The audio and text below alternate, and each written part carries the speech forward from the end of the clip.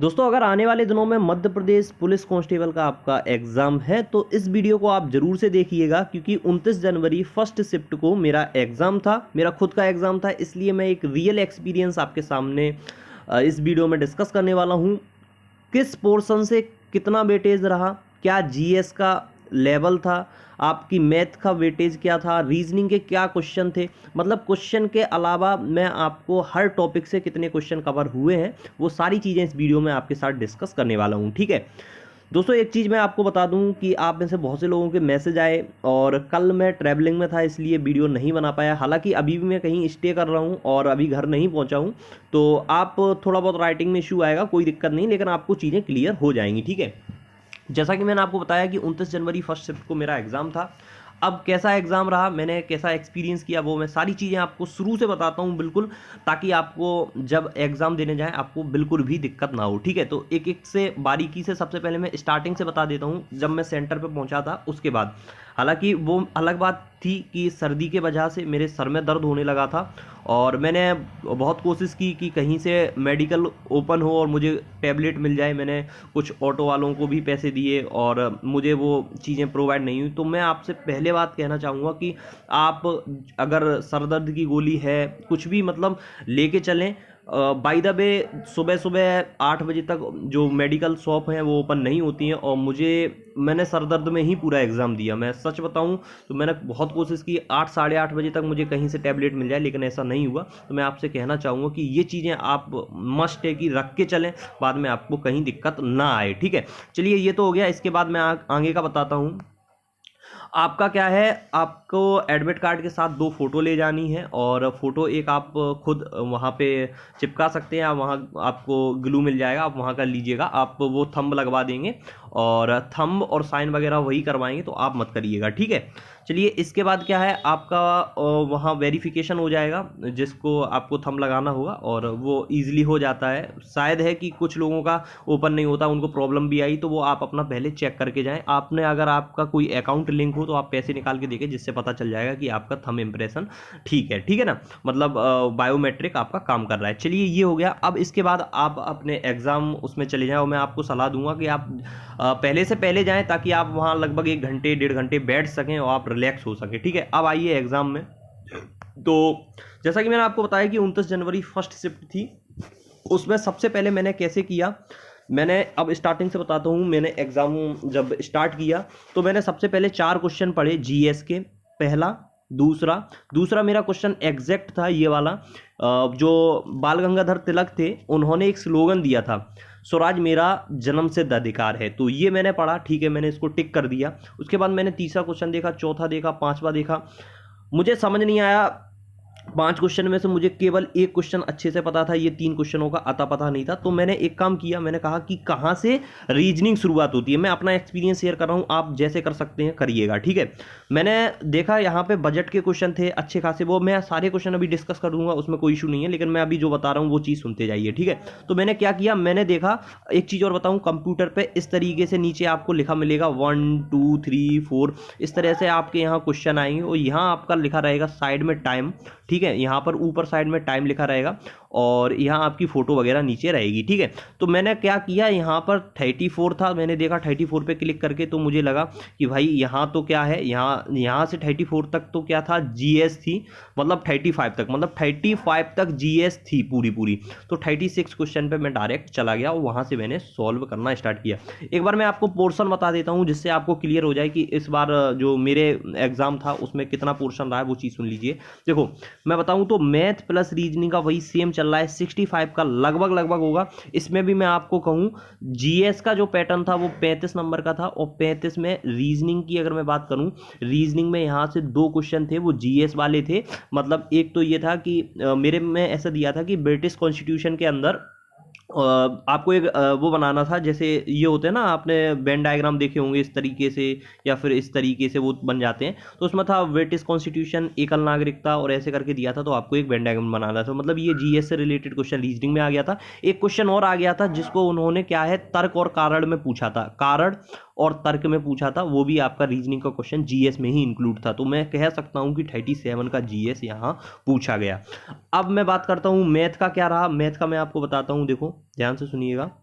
Math का pattern देखो, pen change कर लेता हूँ। देखो मैथ का आपका लगभग 27 क्वेश्चन के समथिंग रहे थे, और वहीं रीजनिंग का बचा खुचा जो भी था लगभग 37 नंबर का जो भी हो रहा है, या 37 नंबर का कह सकते हैं, ठीक है। 37 नंबर का आपका लगभग रीजनिंग देखने को मिला। अब मैं आपको एक चीज़ क्लियर कर देता हूँ, जीएस का कैसा रहा। जीएस में आपके अगर कोई आपसे कह रहा है कि साइंस आपकी ऑलमोस्ट 8-10 नंबर की आ रही, तो वो बिल्कुल, मतलब मैं अपने एग्जाम की बात करूं तो मुझे 15 नंबर की एग्जैक्ट साइंस मिली, ठीक है। इसमें से बायो के हो सकते हैं 3 क्वेश्चन हो, और फिजिक्स के एग्जैक्ट 3 क्वेश्चन थे, ठीक है। वो अभी मैं क्वेश्चन आपके साथ डिस्कस करूंगा, उसमें कोई इशू नहीं है। और एक चीज और, यहाँ पर जो जीएस आ रही है उसमें एमपी की अगर मैं बात करूं तो एमपी के बजट से 3 क्वेश्चन थे जो कि करंट से थे, और करंट से 2 क्वेश्चन और थे, मतलब कुल मिला के मेरे शिफ्ट में 5 क्वेश्चन करंट के आए थे, है ना।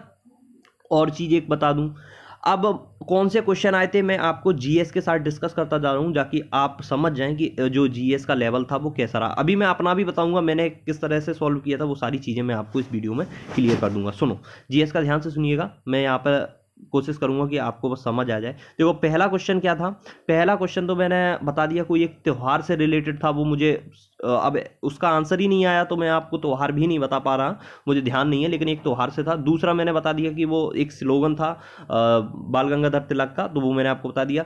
तीसरा एक क्वेश्चन आया था कि ओलंपिक में कितनी चूड़ियां होती हैं, ठीक है, तो 3 4 5, मतलब ऐसे करके 5 चूड़ियां थी, ये करंट से था।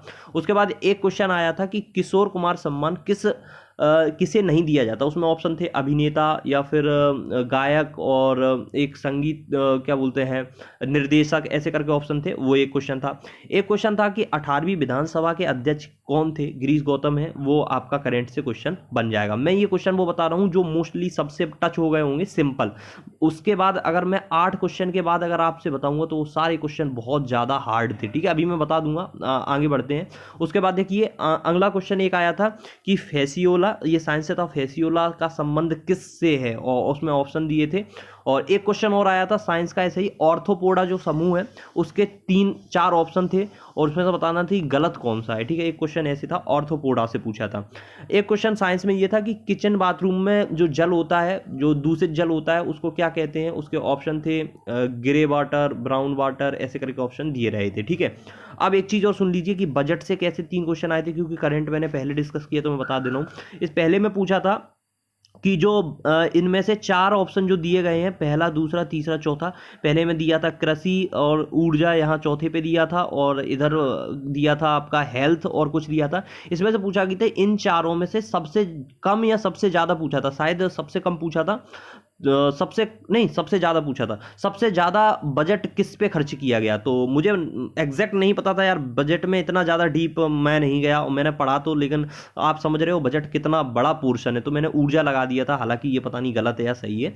उसके बाद एक बजट का आया था कि इनमें से बताइए कि आप हेल्थ और कृषि पे कितना परसेंटेज खर्च किया गया है, तो मैंने ऑप्शन 14 पॉइंट कुछ परसेंट टिक किया था। मुझे नहीं कन्फर्म ये मेरा सही है या नहीं है, क्योंकि जीएस अब समझ रहे हो आप, जब इस लेवल की जीएस आएगी तो आपका क्या होना है ना, मैं आपको बस सच्चाई बता रहा हूँ कि ये क्वेश्चन आए थे। एक क्वेश्चन आया था आपका जो रीवा, सतना, जबलपुर, पन्ना और उसमें छतरपुर, ऐसे 5-6 जिले थे, उनमें से पूछा था इनकी जो मिट्टी है वो कैसी है। ऑप्शन में वही था आपका पीला, लाल और डार्क, मतलब माध्यम काली मिट्टी, ऐसे करके ऑप्शन आपको दिए रहे थे, है ना। उसके बाद मैं आपको नेक्स्ट क्वेश्चन बताता हूँ, आप क्वेश्चन सुनते रहिएगा ध्यान से। अब मैं आपको सिस्टमेटिक तो नहीं दे पा रहा हूँ, लेकिन आप सुनते रहेंगे तो आपको पता चलता रहेगा कि ऐसे क्वेश्चन आए। मध्य प्रदेश से कुछ क्वेश्चन थे, मध्य प्रदेश से मैं आपको डिस्कस कर देता हूँ। क्वेश्चन ये था कि मध्य प्रदेश की ऐसी कौन सी जनजाति है जो एशिया की सबसे बड़ी जनजाति है, ठीक है। मैंने उसमें गोंड टिक किया था, गौंड जनजाति मैंने टिक किया था, ठीक है। अब जो भी हो, सही हो गलत हो, वो अभी फिलहाल मैंने देखा भी नहीं है, लेकिन मैं आपको बस आंसर बताता जा रहा हूँ जो मैंने टिक किया था, ठीक है। उसके बाद एक मध्य प्रदेश से और क्वेश्चन था कि मध्य प्रदेश का आदिवासी में कौन सा स्थान है। ऑप्शन था द्वितीय, सर्वप्रथम और तृतीय, और एक ऑप्शन था इनमें से कोई नहीं, ऐसे करके ऑप्शन था। अब एग्जैक्ट ये पूछा था कि आदिवासी में भारत में मध्य प्रदेश का कौन सा वो है, तो इस तरह से पूछा था मैंने, तो उसमें दुर्ती किया था। अब जो भी हो आप देख लीजिएगा, ठीक है। मैं अपना बता रहा हूँ जो मैंने करके आया हूँ, है ना। एक क्वेश्चन और आपका पूछा गया था कि 2026 का जो फीफा था, फीफा वो कहाँ कहाँ होगा, ठीक है। वो उसका ऑप्शन दिए रहे थे, कनाडा था, जापान था, और एक ऑप्शन था ऐसे ही 4 ऑप्शन थे। हालांकि ये क्वेश्चन मुझे ध्यान होते हुए भी मैंने ये गलत कर दिया, मैंने इसका आंसर गलत लगा दिया। मैं आपको बता रहा हूँ सच्चाई, मैंने जीएस का मेरा पोर्शन अच्छा नहीं गया, लेकिन ऑलमोस्ट मैथ रीजनिंग ऑलमोस्ट बन गई थी, वो मैं आपको बताऊंगा अभी, है ना। तो सुनते रहना बस आप। देखो अब नेक्स्ट आपका क्या था, ये जब हो गया ओलंपिक में छल्ले मैंने आपको बता दिए। अब देखो नेक्स्ट क्वेश्चन आपका आया था, क्या बोलते हैं, मध्य प्रदेश। एक सेकंड मैं थोड़ा सा ध्यान कर लूँ, उसके बाद मैं आपको बताता हूँ। तो एक क्वेश्चन ऐसा था कि इनमें कोई जिला दिया हुआ था, जिला अब मुझे ध्यान नहीं है एग्जैक्ट कौन सा जिला था। उसमें से पूछा था कि ऐसे कौन से शासक हैं जो इस शताब्दी से, मतलब इस जिले से संबंधित रखते थे। हालांकि मंडला था शायद, ऐसे करके क्वेश्चन दिया रहा था। तो मुझे उसका ऑप्शन मुझे पता है, लेकिन उसका आंसर एग्जैक्ट मुझे नहीं पता था, तो मैंने उसका ऐसे ही लगा दिया था, ठीक है। एक क्वेश्चन ऐसे दिया था। अब आपको इकोनॉमी से क्वेश्चन आए थे, कि बैंक में कुछ जो आरबीआई द्वारा पूंजी जमा की जाती है उसको क्या बोलते हैं। उसमें ऑप्शन दिए रहते CRR, SSR, SLR करके, तो वो आपको दिया रहा था, ठीक है। और उसके बाद फिजिक्स से क्वेश्चन आपका बताना था कि कोई एक वस्तु है वो 20 न्यूटन के प्रेशर से पानी में डूबी हुई है, उसके बाद उस पर इतना बल लगाया जाता है 16 न्यूटन से, तो उसका आंसर क्या आने वाला है, ठीक है। अब सुन लीजिए, मैं आपको सच बताऊं कि 15 क्वेश्चन आए थे आपके कहाँ से, जीएस से, ठीक है। लेकिन अगर आप मेरे से पूछोगे कि सर आप बता दीजिए मुझे कौन से क्वेश्चन आए थे 15, तो यार मेरा साइंस ठीक है, उतना ज़्यादा अच्छा नहीं है लेकिन उतना ज़्यादा बुरा भी नहीं है, मेरा साइंस ठीक है। लेकिन मैं आपको सच बताऊं तो यहाँ पर मुझे मात्र अगर क्वेश्चन आ रहे होंगे तो 3 क्वेश्चन या 4 क्वेश्चन मुझे आ रहे होंगे जिनको मैं कोशिश कर सकता था कि बना सकता था। बाद बाकी जो क्वेश्चन थे 11 से लेके 12 क्वेश्चन का मुझे पता नहीं कि वो उन्होंने क्या क्वेश्चन पूछे थे। तो साइंस का लेवल ये था, इस चीज़ को आप बिल्कुल मान के जाइए कि 29 जनवरी की फर्स्ट शिफ्ट में साइंस का तो यार मतलब क्या ही कहने, ऑलमोस्ट मेरे जो नोट्स हैं उनसे भी आउट ऑफ, मतलब बाहर। अब मैं आपको डरा नहीं रहा हूं, मैं बस सच्चाई बता रहा हूं कि आप देखना कि जब भी आपको कोई बताता है कि क्वेश्चन कौन से आपके सामने आते हैं जो उनको अच्छे से याद होते हैं, मतलब 5 से 6 8 10 जो भी क्वेश्चन मैंने आपको 15 20 बताए हैं वो मुझे अच्छे से याद थे, जो मेरे चांस थे मैं उनको सही कर सकता था। लेकिन जो क्वेश्चन एग्जैक्ट जो कठिन थे वो यही थे जो मैं आपको नहीं बता पा रहा हूँ। इसमें मैं बताता हूँ, एक कोई हार्मोन दिया रहा था, उसमें पूछा था कि ये किससे रिलेटेड ऑप्शन थे, एनिमल से, और मैंने मतलब ऑलमोस्ट जितने मानव के जो भी हार्मोन है मुझे पता थे, तो मैंने इसमें मानव टिक नहीं किया था। लेकिन ये हार्मोन किससे रिलेटेड था, 3 ऑप्शन और थे। एक क्वेश्चन था कि जो मैंने आपको बता दिया ऑर्थोपोडा में कौन सा गलत है, ऐसे करके था। और भी क्वेश्चन थे यार, बायोलॉजी से थे, काफी डीप क्वेश्चन थे, वो मुझे समझ भी नहीं आ रहे थे। तो मैं आपको कहूंगा कि यहाँ पर जीएस काफी हार्ड आया था 29 तारीख को। चलो आगे बढ़ते हैं, मैथ और रीजनिंग का डिस्कस करते हैं। आप सुनो, रीजनिंग की मैं बात करूं तो रीजनिंग में वही क्वेश्चन तो लगभग वेराइटी वही होगी 37 38 नंबर की, तो मैं 38 मान लेता हूं। अब चलता हूं, तो सुनो यार, मैंने पेन दूसरी ले ली, मैं फिर से यहाँ पे ये वाली पेन लेता हूँ। तो 38 नंबर की लगभग आपकी रही होगी। और इसमें से जो मैंने पहला क्वेश्चन देखा था वो तर्क का था, जो मैंने आपको बता दिया कि एक तर्क था, एक कारण था। या तो वाले क्वेश्चन मेरे में आए थे, कितने 3 क्वेश्चन आए थे या तो वाले। 3 की कंडीशन क्या थी, इसमें सबसे पहले इस कंडीशन में यह बनना था कि इसका V0 A निकालना था, तो यही ऑप्शन था, ऑप्शन सी मेरे में था।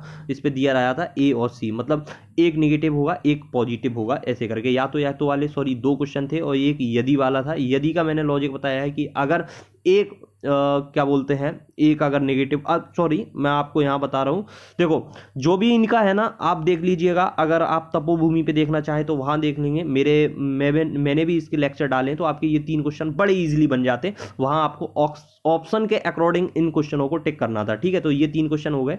अब देखो नेक्स्ट क्वेश्चन, देखो मैं बता रहा हूँ, तपोभूमि अवधेश सर का है चैनल, उनके द्वारा बताया गया है, तो आप देख सकते हैं वहाँ से, है ना, कवर कर लीजिएगा। चलिए नेक्स्ट क्वेश्चन आया था आपके यहाँ पर सिलॉक्स के थे, जैसे कुछ कुत्ते बिल्ली हैं, एग्जैक्ट अपन वही बोलते हैं। अब उसमें क्या है, 3 आपको दिया रहा था, मतलब 3 में आपको बनाना था और 3 ही तर्क दिए थे। ऐसे करके 3 तर्क में आपको ए ऑप्शन में था कि ए बी हो सकता है, बी हो सकता है, ए बी सी हो सकता है, ऐसे करके थे। मुझे लगा ये ईजी थे, मेरे से बन गए थे, ठीक है। उसके बाद एक सीरीज थी, तो एक सीरीज में आपके साथ डिस्कस कर देता हूँ जो आप समझ जाओगे। एक सीरीज ये वाली थी, एक था मतलब 600, 180, उसके बाद 54, फिर था आपका 27, फिर आता था 4.82 था या 86 था, एग्जैक्ट मुझे ध्यान नहीं, लेकिन ऐसी सीरीज आपको दी हुई थी, ठीक है। अब उसके बाद एक क्वेश्चन आया था आपका, ये मैं बता रहा हूँ आपकी रीजनिंग का, ठीक है, रीजनिंग का पैटर्न। और सुन लीजिए, रीजनिंग का मैं आपको जल्दी जल्दी बता दे रहा हूँ कि कौन से टॉपिक से कितने क्वेश्चन रहे। तो देखो, अगर मैं सीरीज की बात करूँ तो लगभग 4 क्वेश्चन तो रहे होंगे, और वहीं में अगर सीरीज की मैंने बात कर ली, उसके बाद मैं कोडिंग डिकोडिंग की बात करूँ तो इसमें एक कोडिंग डिकोडिंग का क्वेश्चन गलत था, ठीक है, एक क्वेश्चन गलत था, उसका आंसर नहीं निकल रहा था।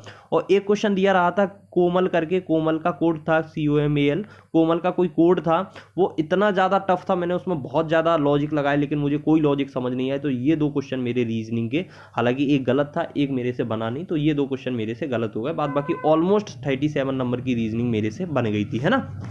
चलिए, अब इसके बाद मैं कहूँ कि कोडिंग डिकोडिंग के क्वेश्चन लगभग आपको 5 देखने के लिए मिले होंगे, और ब्लड रिलेशन के आपके 2 क्वेश्चन थे। और अब मुझे जैसे जैसे टॉपिक ध्यान आता है मैं बता रहा हूँ। रैंकिंग का एक क्वेश्चन था, रैंकिंग का एक क्वेश्चन था। बाद बाकी देखो, मैं आपको बताऊं कि रीजनिंग अगर आप कहीं से भी कर रहे हैं, ऑलमोस्ट आप पूरी रीजनिंग करके आएंगे, कोई इशू नहीं है ना। चलिए आगे बढ़ते हैं, मैं थोड़ा मैथ का आपको बता देता हूँ कि वो ज़्यादा इंपॉर्टेंट है ना। तो मैथ का सुन लीजिए, मैथ में लगभग वही 27 के समथिंग या 26 क्वेश्चन रहे होंगे, और उसमें से देखो जो कठिन क्वेश्चन थे वो कैसे बता सकता हूँ, जिनमें कैलकुलेशन थी। जैसे ए दिया हुआ था एक बार, मतलब एक क्वेश्चन था कि कोई नल है, वो ए था, ए नल वो 14 घंटे में भरता है, जो बी नल है वो 17 घंटे में भरता है। कोई एक नाम दिया रहा था, मैं उसको सी मानता हूँ, और वो 10 घंटे में खाली कर देता है। तो इनका मैंने एलसीएम लिया था। एलसीएम कैसे लेते हैं, तो 14 को मैं लिख सकता हूँ 7 × 2, तो उसके बाद मैं 17 को लिख सकता हूँ केवल 17, और 10 को मैं तोड़ सकता हूँ 5 × 2। तो मैं यहाँ से एक 7 उठाऊंगा, एक 2 उठाऊंगा, एक 17 उठाऊंगा, एक 5 उठाऊंगा, इनका एलसीएम करूंगा तो 1190 बनेगा। मैंने इसका पहले डिवाइड दिया, फिर इसका दिया, इसका दिया, इसमें से 2 प्लस किए, इसको माइनस कर दिया, इसके नीचे रख दिया, एक बार कट के इसका 510 कुछ करके आंसर आ गया था, ठीक है। एक क्वेश्चन सिंपल था, वो मैं आपको बता देता हूँ। सिंपल ये क्वेश्चन था कि ए किसी काम को 34 घंटे में करता है, बी उसी काम को 35 घंटे में करता है, दोनों मिलके कितने घंटे में करेंगे, ये क्वेश्चन पूछा गया था। एक क्वेश्चन और था, मैं आपको और बता देता हूँ। एक आपका 0.23 के ऊपर बार था, प्लस 0.16 था, और बार इसको आपको सॉल्व करना था। इसका आंसर 1/2 आ रहा था, ठीक है। मैं सॉल्व करके नहीं बता रहा हूँ, बस मैं आपको बताता जा रहा हूँ। एक क्वेश्चन मैं बता रहा हूँ, एवरेज जो आपका था। अब मेरे में से आप ये सुन लीजिए, जो मैं फाइनल आपको बताऊं। देखो, आपके एवरेज से क्वेश्चन मेरे में आए थे, लगभग 4 क्वेश्चन होंगे या 5 भी हो सकते हैं। उसमें कुछ 2 कुछ क्वेश्चन 3 क्वेश्चन थे बहुत ज़्यादा सिंपल, और एक क्वेश्चन था थोड़ा सा अच्छा। ऐसे ही आपका रहा है एक, क्या बोलते हैं, एक क्वेश्चन दिया था कि कोई 5300 की राशि दी हुई थी, उसमें से मतलब XYZ की राशि 5300 थी, XY से 700 रुपये ज़्यादा, YZ से 800 रुपये ज़्यादा, एक की वैल्यू दी रही थी, उसमें निकालना था, ठीक है। और मेंसुरेशन के आपके 4 क्वेश्चन आए थे, जिसमें 3 या 4 बहुत ज़्यादा ईजी थे, आपसे ऑलमोस्ट बन जाते हैं ना।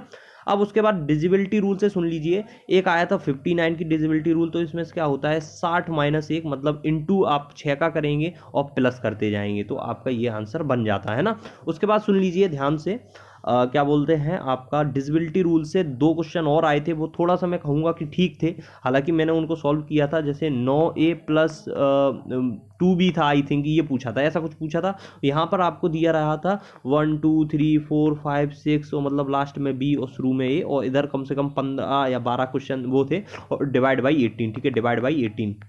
तो आपको 18 का रूल पता होगा, 9 × 2 से करना था, तो मैंने सबसे पहले 2 की वैल्यू रखी। लेकिन जब मैंने यहाँ पर 9 की वैल्यू रखना चाहिए, तो यहाँ पर कुछ मेरा निकल रहा था 11। अब उसमें मैं क्या जोड़ता कि वो 9 से भाग होता।